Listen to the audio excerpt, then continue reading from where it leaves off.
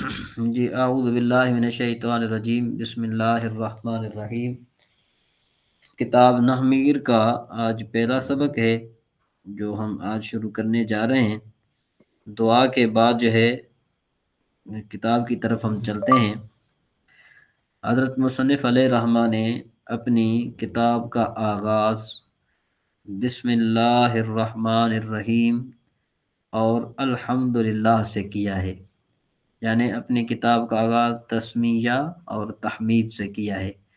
یہ بات یاد رکھیں کہ تسمیہ کو بسم اللہ الرحمن الرحیم کو تسمیہ کہتے ہیں، اور الحمدللہ کو تحمید کے ساتھ تعبیر کیا جاتا ہے۔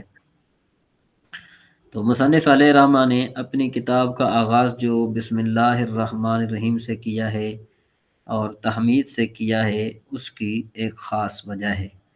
وہ خاص وجہ یہ ہے کہ جو مشرکین تھے وہ جب کسی کام کو، یعنی ان کا جو با مقصد کوئی کام ہوتا تھا، اس مقصد کو وہ بڑا اہم سمجھتے تھے، تو اس کا ابتدا اپنے بتوں کے نام سے کرتے تھے اور یوں کہتے تھے بسم اللہ تے والعزا وغیرہ۔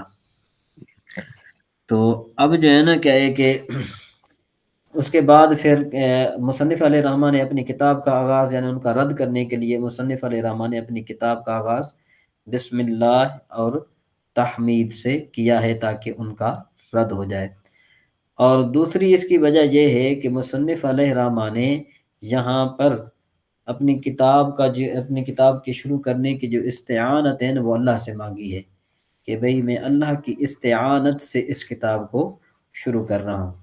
تو مصنف علیہ رحمٰ نے فرمایا الحمدللہ رب العالمین والعاقبۃ للمتقین۔ اب اس کے معنی یہ ہے کہ تمام تعریفیں اللہ رب العالمین کے لیے جو تمام جہانوں کا رب ہے، اور اچھی عاقبت پرہیزگاروں کے لیے ہے۔ اور درود اور سلام نازل ہو اس کی اچھی مخلوق، سب سے اچھی مخلوق یعنی حضور نبی کریم صلی اللہ تعالی علیہ وآلہ وسلم پر، اور اس کی آل پر، اس کے تمام آل پر۔ اما بعد، اس کے بعد یعنی حمد و صلات کے بعد حضور مصنف علیہ رحمٰ جو ہیں وہ اس کتاب کے پڑھنے کے 3 فوائد ذکر فرما رہے ہیں۔ کہتے ہیں کہ اس کتاب کے پڑھنے کے بعد طالب علم کو 3 قسم کے فائدے حاصل ہوں گے۔ نمبر 1 کہ عربی زبان کی ترکیب کرنے کا طریقہ معلوم ہوگا۔ نمبر 2 معرب اور مبنی کی پہچان حاصل ہوگی۔ اور نمبر 3 عربی عربی عبارت کو پڑھنے کا ملکہ حاصل ہوگا۔ کہتے ہیں کہ یہ 3 شرطیں، یہ 3 فوائد اس وقت پائے جائیں گے جب 3 شرطیں پائی جائیں۔ نمبر 1 کہ مبتدی کو عربی لغت کے کثیر الاستعمال مفردات یاد ہوں۔ اور نمبر 2 اشتقاق کا طریقہ معلوم ہو۔ اور نمبر 3 صرف کے اہم مسائل یاد ہوں۔ جب تک یہ 3 شرائط حاصل نہیں ہوں گے اس وقت تک یہ 3 فائدے حاصل نہیں ہوں گے۔ کون کون سے؟ ایک تو کہا کہ آپ الفاظ آپ کو آنے چاہیے، آپ کو مشتقات بد ہونا چاہیے۔ تیسرا کیا ہے جی؟ یہ تو یہ کہہ رہا آپ جی؟ ہاں، تیسرا یہ ہے کہ بھائی صرف کے اہم مسائل یاد ہوں۔ اچھا، ان کی تعلیلات وغیرہ جو ہوتی ہیں جی، میں جی ہاں جی جی جی، صرف کے اہم مسائل یاد ہوں۔ ٹھیک ہے جی۔ یہ اس کے ذخیرہ الفاظ کون سے بنا کتاب لے ذخیرہ الفاظ یاد کرنے کے لیے؟ وہی عربی نشا وغیرہ یا کوئی اور بھی ہے نا جی؟ کیا ہمارے مطلب؟ عربی ذخیرہ الفاظ آپ کو یاد ہو جائیں، کافی یاد میں ہو جائیں۔ ہاں، جس طرح جو ہے نا کیا ہے کہ آپ نے پڑھا تھا اس میں انشاءاللہ عربیہ میں۔ جی وہ جو جی ہاں، وہ سارا سبق کے شروع میں جو دیے ہوتے ہیں 10-12 الفاظ، ہاں ان کو یاد کریں جی جی جی جی جی جی جی۔ وہ تو یاد ہی ہے، دور کر لیتے ہیں جی۔ ہاں، وہ تو ہم نے پہلے، اب جو ہے نا ہم نے جو انشاءاللہ عربیہ جو ہم نے پڑھی تھی نا، انشاءاللہ عربیہ پڑھی تھی کچھ اور لحاظ سے، ہم نے صرف اس کا معنی کیا تھا۔ ٹھیک ہے نا جی؟ اب ہم کیا کریں گے، ذرا جب یہ پڑھیں گے نا انشاءاللہ، یہ پوری پڑھیں گے تو پھر ہم کیا پڑھیں گے، اس کو اللہ تعالیٰ نے چاہا تو انشاءاللہ مزید جو ہے نا ہم اس کی بحث کریں گے اور اچھے طریقے سے اس کو پڑھیں گے، ترکیب کے لحاظ سے پڑھیں گے انشاءاللہ۔ ٹھیک ہے نا جی؟ جب ہماری نامیر ختم ہو جائے گی۔ انشاءاللہ۔ اچھا جی، اس کے بعد اب ہم چلتے ہیں ذرا کہ بھائی یہ جو کل کا سبق تھا، آج کا سبق جو ہے جی جی کہ فصل بداں کے لفظ مستعمل در سخن عرب بر دو قسم است۔ کہتے ہیں کہ مصنف علیہ رحمہ فرماتے ہیں کہ جو کلام عرب میں استعمال ہونے والے لفظ ہیں اس کی دو قسمیں ہیں۔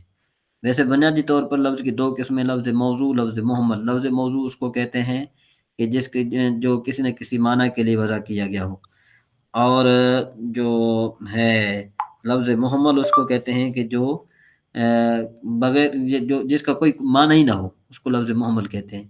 پھر مصنف علیہ رحمہ نے یہ فرمایا نا، لفظ مستعمل جو کلام عرب میں جو استعمال ہونے والا لفظ ہے، اس سے مراد لفظ موضوع ہے۔ کیوں کہ عام طور پر استعمال ہونے والا لفظ موضوع ہی ہے اور کوئی نہیں ہے۔ تو اس وجہ سے مصنف علیہ رحمہ نے یہاں پر لفظ مستعمل لا کر محمل کو نکال دیا، کیونکہ محمل مستعمل نہیں ہے۔ تو لفظ مستعمل کی دو قسمیں، نمبر ایک مفرد، نمبر دو مرکب۔ مفرد اس لفظ کو کہتے ہیں کہ جو اکیلا ایک معنی پر دلالت کرے، اور اس کو کلمہ بھی کہتے ہیں، اس کا دوسرا نام کلمہ بھی ہے۔ لفظ مفرد کا دوسرا نام کیا ہے؟ کلمہ۔ اور کلمے کی کتنی قسمیں آتی ہیں؟ تین: اسم، فعل، حرف۔ اسم جیسے رجل، فعل جیسے ضربہ، اور حرف جیسے حل۔ اور اسم وغیرہ کی تعریف آپ جو ہے نا کیا ہے کہ پہلے پڑھ چکے ہیں، لیکن پھر بھی میں آپ کو بتا دیتا ہوں کہ اسم اس لفظ کو کہتے ہیں کہ جو اپنے معنی پر بذات خود دلالت کرے اور اس کا معنی تین زمانوں میں سے کسی ایک زمانے کے ساتھ ملا ہوا نہ ہو۔ اور فعل اس لفظ کو کہتے ہیں کہ جو اپنے معنی پر بذات خود دلالت کرے اور اس کا معنی تین زمانوں میں سے کسی ایک زمانے کے ساتھ ملا ہوا ہو۔ اور حرف اس کلمے کو کہتے ہیں کہ جو نہ تو حرف اس کلمے کو کہتے ہیں کہ جو نہ تو اپنے معنی پر بذات خود دلالت کرے اور نہ ہی اس کا معنی، زمانہ پایا جائے۔ ہاں بس یہ کہ جو اپنے معنی پر بذات خود دلالت نہ کرے، بس بات ہی ختم ہو گئی۔ جی ٹھیک ہو جی؟ جی اچھا جی، اس کے بعد پھر کہتے ہیں کہ بھئی یہ جو کہتے ہیں کہ اس میں فعل حرف کی تعریف یہ صرف میں گزر چکی، میں نے بتا دیا آپ کو، لیکن پھر بھی اب لفظ مرکب۔ لفظ مرکب اس کو کہتے ہیں کہ جو دو کلموں یا دو سے زائد کلموں سے حاصل ہو، اور مرکب کی دو قسم میں، مفید اور غیر مفید۔ اور مفید کی تعریف کیا ہے کہ مفید اس کو کہتے ہیں کہ جس کے کہنے والا کہہ کر خاموش ہو جائے، سننے والے کو کوئی خبر یا طلب معلوم ہو، اس کو جملہ بھی کہتے ہیں اور کلام بھی کہتے ہیں۔ یعنی مرکب مفید کے دو نام اور ہیں، کلمہ، جملہ اور کلام تام۔ پھر جملے کی دو قسمیں، خبریہ و انشائیہ، وہ انشاءاللہ تبارک و تعالی ہم آگے پڑھیں گے۔ جملہ اور خبریہ تو ویسے آپ کو تعریف تو آتی ہوگی میرے خیال میں، لیکن ہم اب لفظی تحقیق کرتے ہیں، اب لفظی معنی سمجھنے کی کوشش کرتے ہیں، کیونکہ ہم نحوی جو پڑھ رہے ہیں، فارسی جو پڑھ رہے ہیں، تو ظاہر بات ہے تھوڑی بہت ہم معنی کے حوالے سے بھی چلیں۔ کیا خیال ہے؟ ٹھیک نہیں ہے شاہ صاحب؟ جی جی تو اب معنی کیا ہے کہ بھئی دیکھو، یہ مختصر ہے، مضبوط ہے۔ مضبوط کا مطلب کیا ہوتا ہے کہ بھئی اس سے یہاں پر یہ مراد لیا گیا ہے کہ مضبوط کا مطلب یہ ہوتا ہے کہ جو مختصر ہو اور ضبط شدہ ہو جاتا ہے۔ یہ مضبوط نکلا ہے ضبط سے، مطلب یہ کہ اس میں ایسے قواعد بیان کیے گئے ہیں کہ جو قواعد جو ہیں نہایت اعلیٰ اور عمدہ ہیں۔ ٹھیک ہے جی؟ علم نحو میں کہ مبتدی کو مفردات لغت یاد کرنے کے بعد، اشتقاق کی معرفت کے بعد، صرف کو یاد کرنے کے بعد، ضبط مانا ہوتا ہے یاد کرنا، ٹھیک ہے نا جی؟ آسانی کے ساتھ ترکیب، عربی کی ترکیب کا طریقہ، یعنی عربی کی ترکیب کی راہ دکھائے گا، عربی ترکیب کی راہ دکھائے گا۔ وبزودی، زود کہتے ہیں جلدی کو، مانا میں، ٹھیک ہے جی؟ مانا اور، مانا میں، زودی مانا جلدی میں، اور جلدی میں مورب اور مبنی کی پہچان دے گا، اور پڑھنے کا ملکہ دے گا، پڑھنے کی طاقت دے گا۔ کیا کرے گا؟ پڑھنے کی طاقت دے گا، اللہ تبارک و تعالیٰ کی توفیق اور اس کی مدد کے ساتھ۔ ٹھیک ہے جی؟ تو یہ بات وہی نکلی نا جو میں نے آپ کو کل پڑھا دی تھی، یا جو آج میں نے آپ کو دہرائی۔ ٹھیک ہے جی؟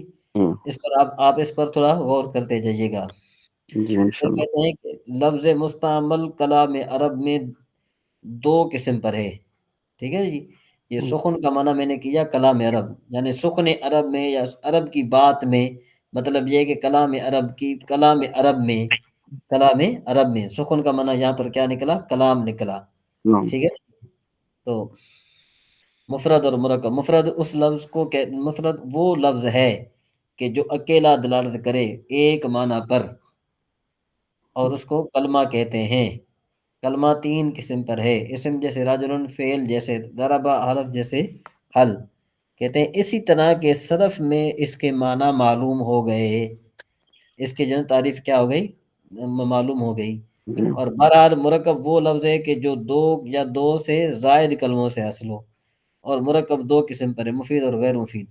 مفید وہ ہے کہ جب کہنے والا اس پر سکوت کرے، مطلب خاموش ہو جائے، اور سننے والے کو کوئی خبر یا طلب معلوم ہو، اس کو جملہ کہتے ہیں، اور کلام بھی۔